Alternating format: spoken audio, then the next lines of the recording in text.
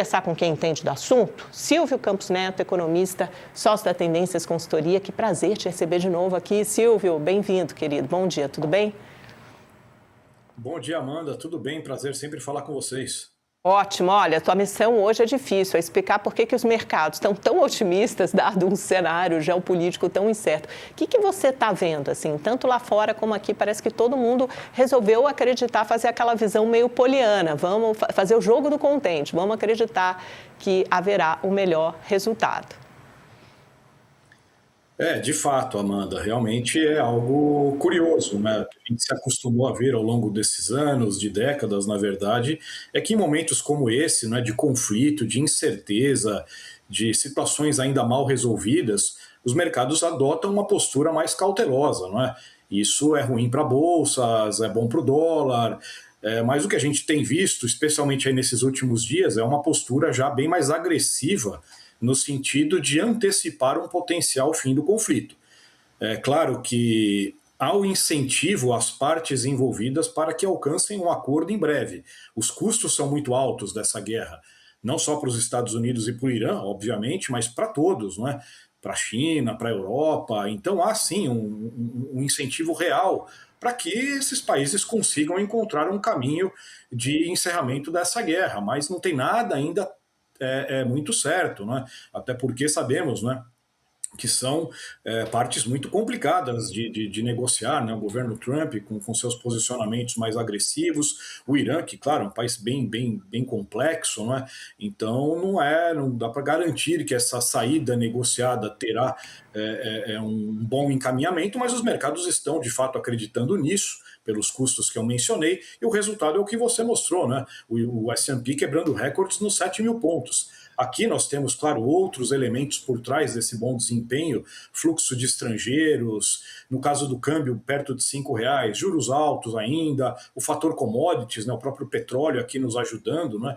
Então tem alguns outros elementos por trás. Fato é esse, curto prazo tem prevalecido esse clima mais otimista, mas ainda, tanto do ponto de vista externo, com a questão do conflito, e mesmo aqui, com temas ainda não tão bem resolvidos, ainda a gente vê alguns riscos um pouco mais à frente. Vamos começar a tentar entender, Silvio, o tamanho da conta que essa guerra vai nos deixar. Por mais que a gente esteja vendo todo esse otimismo, que às vezes parece meio exagerado dos mercados, por outro lado, a gente está vendo petróleo, sim, abaixo de $100, mas a 96, antes da guerra, era 65, 70 no máximo. Quer dizer, mesmo que o Estreito de Hormuz se abra, ainda vai demorar para esse tráfego se normalizar, para a produção das refinarias atingidas no Golfo Pérsico ser retomada. Do que a gente está falando em termos de reprecificação de ativos? A gente já está vendo isso bater na inflação. O IPCA veio salgado do mês de março, com alimentos subindo bastante, também com combustível, o canal de transportes pesando no índice de preço ao consumidor amplo.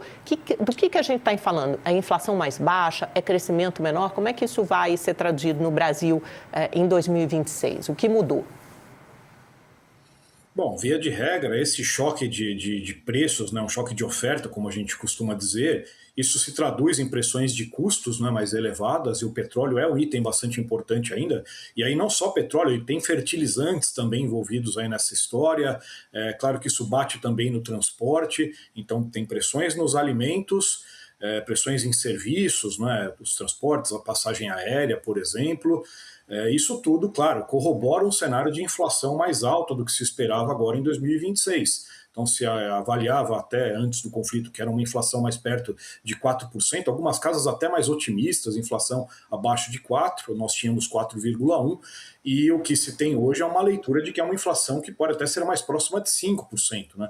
Nós revisamos para 4,7%, ou seja, isso também, e aí claro, não é só para o Brasil, é para o mundo, vai se traduzir também em juros mais altos por um período maior. Então, o Banco Central aqui sendo mais cuidadoso no processo de redução da Selic e, ao mesmo tempo, né, não só por conta dos juros mais altos, mas também por pressões de custos, a atividade econômica também tende a sentir o impacto negativo desses eventos. Claro, tamanho dessa magnitude desse efeito depende muito da duração, claro, do conflito e da volta, depois de um acordo alcançado, dos preços para níveis próximos aos anteriores. Isso é algo que tende a acontecer de forma muito gradual, mais para o segundo semestre do ano. Diria que a gente ainda deve observar por alguns meses, mesmo em caso de acordo, preços do petróleo em níveis superiores ou até bem superiores ao que tínhamos antes. Então, esse custo em termos de inflação, juros mais altos, prejuízos para a atividade econômica, isso já está, de certa forma, contratado agora para 2026. Silvio, quando você olha para a PLDO apresentada ontem pelo governo, o projeto de lei de diretrizes orçamentárias, qual é a sua avaliação geral? Essa meta, os números são críveis, são atingíveis? Essa meta de superávit primário de 0,5% do PIB, nessa sua primeira passada de olho ali pelos números, pelas contas do governo, o que mais te chamou a atenção? Olha, eu diria que as intenções colocadas no papel são positivas. A questão é que traduzir o que está no papel para a prática é que tem sido um grande desafio, né? O próprio arcabouço fiscal do governo previa uma série de resultados em termos de números primários, de dívida, e nada disso se materializou na prática. Quer dizer, então, no caso da LDO, infelizmente fica um pouco aí essa mesma leitura. No papel são intenções que vão na direção correta do ajuste que o Brasil precisa, e esse é um ponto importante. O Brasil tem uma questão fiscal mal resolvida e que está por trás também, não só da Selic, mas dos juros de forma geral, do custo do capital muito alto e que está penalizando as famílias, está penalizando as empresas e o próprio governo. Então, de novo, as intenções vão numa direção correta de ter uma melhora do quadro fiscal, mas isso só será possível com mudanças muito significativas nas regras e nas práticas de gestão de despesa em relação ao que tem sido feito nos últimos anos. Não vai ser de uma forma natural que isso vai acontecer. Temos que mudar aí de forma bem relevante algumas medidas, algumas regras usadas e, como sabemos, politicamente são medidas difíceis, e aí, claro, o próximo governo, seja ele qual for, estará com essa bola. Não é uma tarefa fácil, mas diria que é algo necessário, não é? Para que você consiga não só dar um direcionamento sustentável para as contas públicas e, com isso, abrir espaço para uma redução, aí sim, mais importante das taxas de juros. Eu quero ter um olhar sobre duas medidas POPs do governo agora, que estão na ordem do dia. Endividamento das famílias, com esse projeto que deve ser apresentado nos próximos dias de renegociação das dívidas, e o fim da escala 6x1. Vamos começar pela renegociação.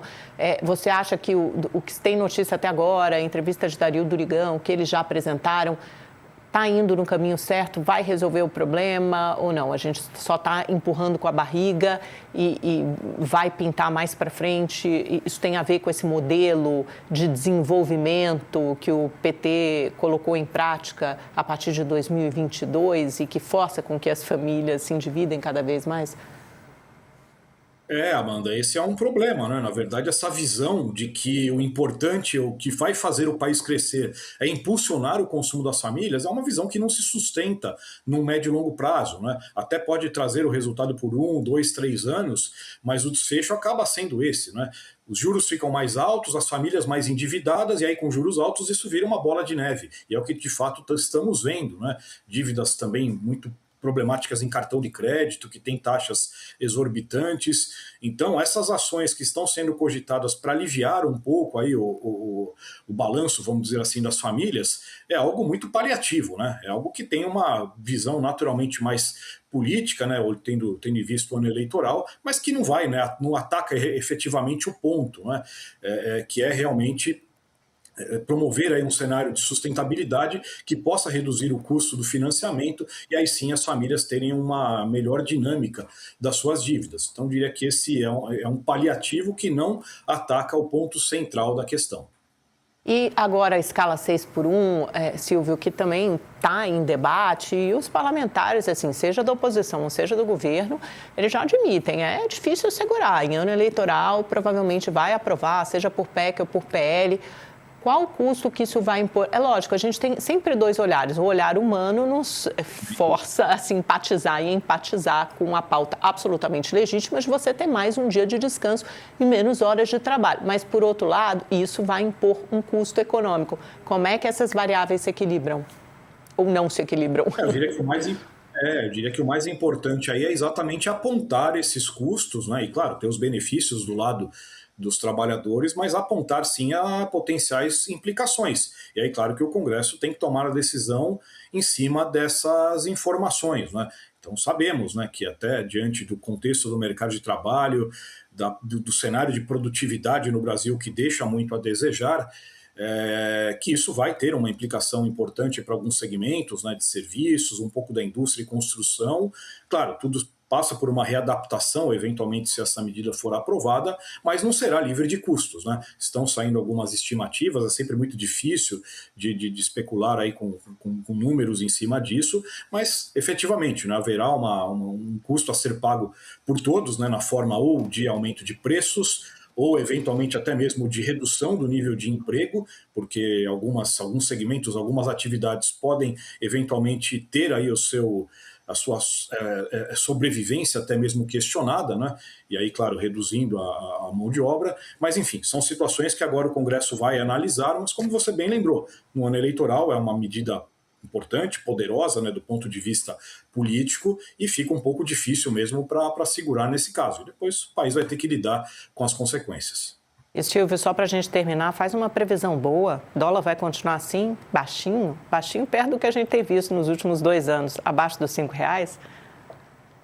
O dólar está fraco no mundo todo, né, Amanda? Então tem um primeiro efeito global, tem questões internas, né, de juros, de petróleo, os mercados começando a especular em cima também de fator eleitoral. Então tem algumas questões internas que estão pegando positivamente. Então diria que pelo menos olhando os próximos meses, a tendência é que o dólar siga realmente baixo, né? Talvez a nossa única questão é mais para o final do ano, principalmente depois de finalizado o processo eleitoral, porque o governo eleito vai ter que de saída já dar alguma direção, né, algum encaminhamento para o que será a sua agenda econômica, principalmente na parte fiscal. E se não houver uma indicação mais clara logo de início das medidas que serão tomadas para o encaminhamento das contas públicas, a gente corre o risco de alguma pressão no final do ano. Mas eu diria que para curto prazo, a tendência é que o dólar siga bem comportado.